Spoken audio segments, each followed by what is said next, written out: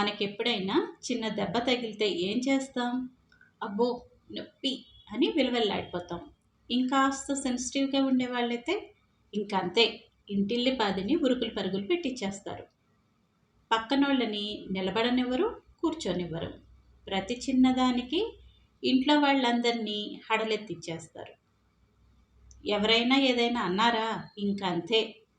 నేనిలా బాధపడుతుంటే మీకు హ్యాపీగా ఉంది కదూ! అని దెప్పి పొడుస్తారు.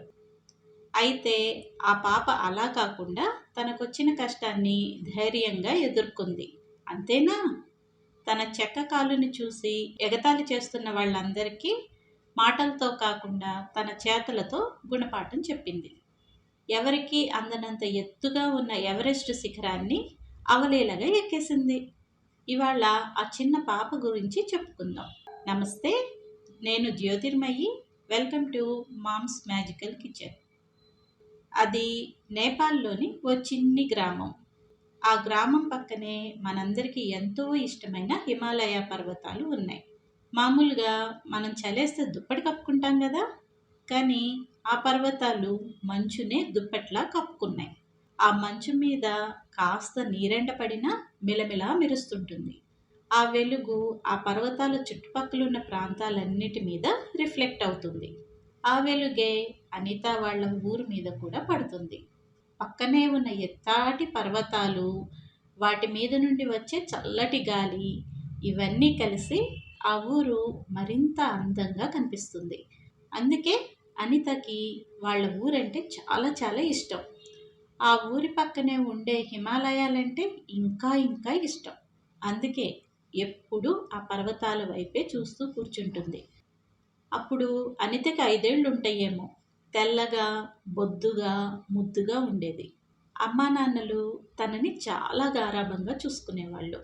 వాళ్ళిద్దరూ తీరిక దొరికినప్పుడల్లా అనితని తీసుకొని హిమాలయాల వైపు షికారుకెళ్ళేవాళ్ళు. అనితకు కూడా అలా వెళ్ళడం అంటే చాలా ఇష్టం. ఓసారి అలా షికారుకెళ్ళినప్పుడు హిమాలయాల దగ్గర చాలా సందడి సందడిగా కనిపించింది. ప్రపంచంలోని రకరకాల దేశాల నుండి ఎంతోమంది యాత్రికులు అక్కడికొచ్చి పర్వతాల్ని ఫోటోలు తీస్తున్నారు, సెల్ఫీలు తీసుకుంటున్నారు. ఇంకొంతమంది ఆ పర్వతాల్ని ఎక్కడానికి కావలసిన సరంజామాతో సహా వచ్చేశారు. అలా వచ్చిన వాళ్ళంతా ఒకళ్ళకొకళ్ళు ఆల్ ద బెస్ట్ చెప్పుకుంటున్నారు. ఈ హడావిడంతా చూస్తున్న అనిత ఆశ్చర్యపోయింది. వీళ్ళంతా ఎవరు నాన్న? ఇక్కడికి ఎందుకు వచ్చారు అని ఎక్సైటింగ్గా అడిగింది.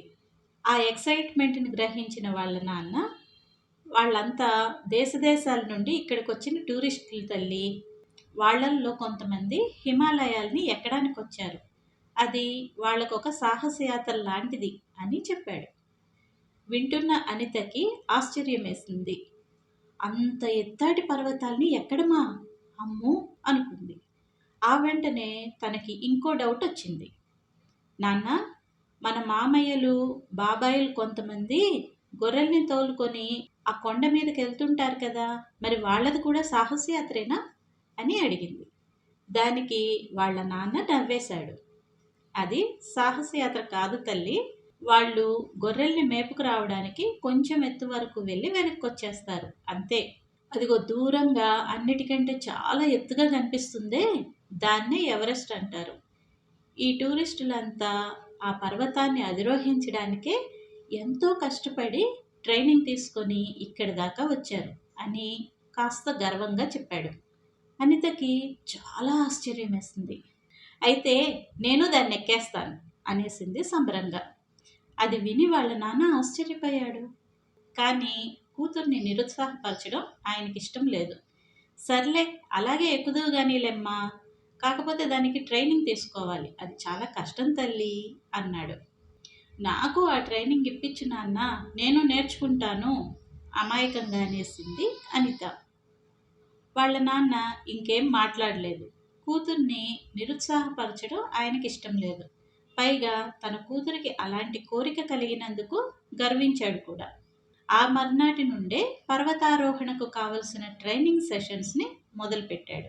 అనిత కూడా చాలా బుద్ధిగా నేర్చుకోవడం మొదలుపెట్టింది. అయితే అనితకు 13 ఏళ్ళు ఉన్నప్పుడు అనుకోని అవరోధం ఎదురైంది. ఓసారి మంచు మీద నడుస్తున్నప్పుడు అనుకోకుండా కాలు జారి కింద పడిపోయింది. ఆ ప్రమాదంలో తన కాలు బాగా దెబ్బతింది. మోకాలికి కాస్త కింద వరకు కాలు తీసేయాల్సొచ్చింది. ఆపరేషన్ అయ్యాక అనిత చాలా బాధపడింది. కాలు పోయిన దానికంటే తను పర్వతారోహణ చేయలేకపోతున్నందుకు ఆ పిల్ల ఎక్కువ బాధపడిపోయింది. ఆ బాధ ఎక్కువైనప్పుడల్లా వాళ్ళ నాన్నని పట్టుకొని ఏడ్చేసేది. ఆయనకు కూడా బాధగానే ఉండేది. అలాగని కూతురు ముందు కంటతడి పెడితే తను ఇంకా బేలగా అయిపోతుందని వస్తున్న దుఃఖాన్ని గొంతులోనే ఆపుకునేవాడు. కానీ దీనికి ఏదో ఒక పరిష్కారం వెతకాలని కూడా అనుకున్నాడు. ఇంటర్నెట్‌లో చదివి కొంత, దగ్గరలో ఉన్న వడ్రంకులు అంటే కార్పెంటర్స్‌ని కలిసి ఇంకొంత నేర్చుకున్నాడు. మొత్తానికి అనిత కోసం ఓ చెక్క కాలుని తయారు చేశాడు. దాంతో కంఫర్టబుల్‌గా నడవటానికి కావాల్సిన చిన్న చిన్న అరేంజ్‌మెంట్స్‌ని కూడా చేశాడు. మొత్తానికి వాళ్ళ నాన్న తయారు చేసిచ్చిన చెక్క కాలు అనితకి సెట్ అయ్యింది. మొదట చెక్క కాలు సహాయంతో చిన్నగా లేచి నిలబడడం, పడిపోకుండా బ్యాలెన్స్ చేసుకోవడం ప్రాక్టీస్ చేసింది. ముందు చెక్క కాలుని అమర్చిన ప్రాంతంలో శరీరం నలిగిపోయి విపరీతమైన నొప్పొచ్చేది. అయినా అనిత ఆ బాధనంతా పంటి బిగువున అలాగే భరించింది. ఆ తర్వాత మెల్లగా అడుగులేయటం, ఎత్తు పల్లాల్లో ఎలాంటి ఆధారం లేకుండా నిలబడటం నేర్చుకుంది. ఆ తర్వాత స్లోగా నడక మొదలుపెట్టింది. ఎగుడు దిగుడుగా ఉన్న కొండల మీద ముందు చేతికర్ర సహాయంతో నడవడం ప్రాక్టీస్ చేసింది. ఆ తర్వాత ఊతం లేకుండానే నడవటం మొదలుపెట్టింది. ఆ తర్వాత చిన్న చిన్న ఎక్సర్సైజులు చేయడం నేర్చుకుంది. ఇవన్నీ కంఫర్టబుల్గా చేయడం వచ్చాక మళ్ళీ తన ప్రాక్టీస్ని మొదలుపెట్టింది. దానికి వాళ్ళ నాన్న కూడా చాలా సహాయం చేసేవాడు. అయితే ఊళ్ళో వాళ్ళందరికీ కూడా ఈ తండ్రి కూతుళ్ళ వ్యవహారం చాలా తమాషాగా అనిపించేది. తలా ఒక మాట అనేవాళ్ళు. వాళ్ళిద్దరి మనోధైర్యం దెబ్బతినేలా ఎగతాళి చేసేవాళ్ళు. అయితే అనిత గాని వాళ్ళ నాన్న గాని ఈ మాటల్ని అస్సలు పట్టించుకోలేదు. వాళ్ళ ప్రాక్టీస్ని ఆపలేదు.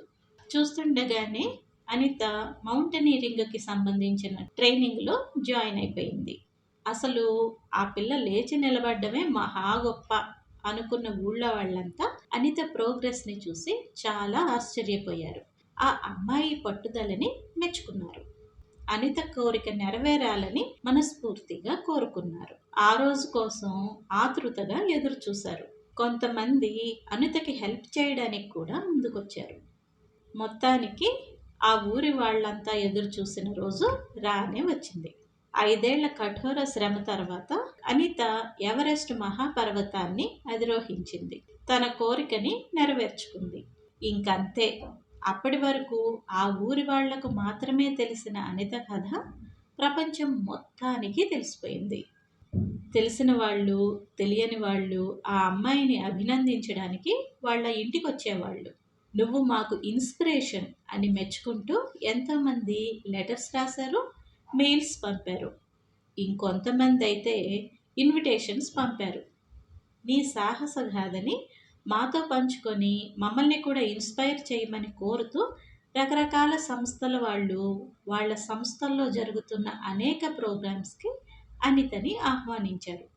ఇదంతా చూస్తున్న వాళ్ళ నాన్నలో పుత్రికోత్సాహం పెల్లుబిక్కింది. నా కూతురు అని అందరికీ గర్వంగా చెప్పుకున్నాడు. ఇదండి ఇవాల్టి కథ. అనిత కూడా ప్రమాదం జరిగినప్పుడు డీలా పడిపోయినా, ఊళ్ళో వాళ్ళంతా ఎగతాళి చేస్తున్నప్పుడు కుంగిపోయినా తను అనుకున్నది సాధించగలిగేదా? లేదు కదా. మనం కూడా అంతే. మనం అనుకున్న పనిని చేసే ప్రయత్నంలో ఏదైనా ఆటంకం ఎదురైతే ఆగిపోకూడదు. మనం చేస్తున్న పని మంచిది అని మనం నమ్మితే ఎవరెన్ని మాటలన్నా వెనుకడుగు వేయకూడదు. అప్పుడే మనం కూడా అనితలాగానే కార్యసాధకులం అవుతాం. అంటే అచీవర్స్ని అవుతాం. లేదంటే కోటిలో ఒకరిగానే మిగిలిపోతాం. మరో విషయం, అనిత అందరిలా మామూలుగా కొండెక్కేస్తే అలా ఎక్కిన వాళ్ళందరిలోనూ తను ఒకటయ్యేది. మనం కూడా తన గురించి పెద్దగా చెప్పుకునే వాళ్ళం కాదు. కానీ తను ప్రమాదవశాత్తు కాలు పోగొట్టుకున్నా అధైర్యపడకుండా ఎన్నెన్నో అడ్డంకుల్ని అధిగమించి మరీ ఎవరెస్ట్ ఎక్కింది. ఆ పట్టుదలే ఈవేళ మనమంతా తన గురించి చెప్పుకునేలా చేసింది. నిజానికి తను నిజ జీవితంలో ఎదుర్కొన్న సవాళ్లతో పోలిస్తే ఎవరెస్ట్ ఎక్కేటప్పుడు తను చాలా తక్కువ సవాళ్లే ఎదుర్కొని ఉండాలి. అనిత ముందు అక్కడ గెలవగలిగింది కాబట్టే ఇవాళ ఇక్కడ గెలిచింది. మనం కూడా అంతే. ఒక్కసారి రియల్ లైఫ్‌లో ఎదురయ్యే కష్టాల్ని ధైర్యంగా ఎదుర్కోగలిగితే మిగతావన్నీ చాలా చిన్న చిన్న విషయాలుగా అనిపిస్తాయి. మరి మీరేమంటారు? ఈ కథ మీకు నచ్చిందా? అయితే లైక్ చేయండి. మీకు తెలిసిన వాళ్ళతో షేర్ చేసుకోండి. మీ అభిప్రాయాలను మాకు కామెంట్స్ రూపంలో తెలియచేయండి. మరో మంచి వీడియోతో మళ్ళీ కలుద్దాం. సెలవు.